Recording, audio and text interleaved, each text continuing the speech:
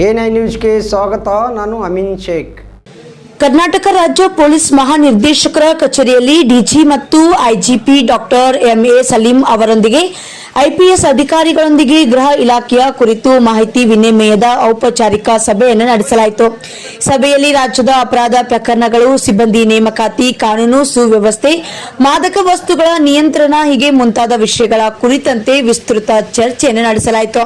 ಅದರಂತೆ ಪೊಲೀಸ್ ಮಹಾನಿರ್ದೇಶಕರ ವ್ಯಾಪ್ತಿಯಲ್ಲಿ ಬರುವಂತಹ 6 ಕಮಿಷನರೇಟ್ಗಳ ಸ್ಥಿತಿಗತಿಗಳ ಕುರಿತು ಚರ್ಚಿಸಿ ಸಂವಿಧಾನಿಕ ಚೌಕಟ್ಟನ್ನು ಮೀರುವಂತಹ ಯಾವುದೇ ವ್ಯಕ್ತಿ ಮತ್ತು ಯಾವುದೇ ಪ್ರಕರಣಗಳ ವಿರುದ್ಧ ರಾಜಿ ಇಲ್ಲದೆ ಕ್ರಮವನ್ನು ಜರುಗಿಸಬೇಕು. ಅದರಂತೆ ಸರ್ಕಾರಕ್ಕೆ ಮುಜುಗರವಾಗುವಂತಹ ನಡವಳಿಕೆಗಳನ್ನು ಸಹಿಸುವುದಿಲ್ಲ ಎಂದು ತಿಳಿಸಲಾಯಿತು. ಅದರಂತೆ ಕಮಿಷನರೇಟ್ ವ್ಯಾಪ್ತಿಯಲ್ಲಿನ 16 ಯೂನಿಟ್ಗಳ ಸ್ಥಿತಿಗತಿಗಳ ಕುರಿತು ಪ್ರತಿದಿನ 3 ಯೂನಿಟ್ಗಳ ವಸ್ತು ಸ್ಥಿತಿ ಪರಿಶೀಲನೆ ಮಾಡಿ ವರದಿಯನ್ನು ನೀಡಬೇಕು ಎಂದು ನಿರ್ದೇಶಿಸಲಾಯಿತು.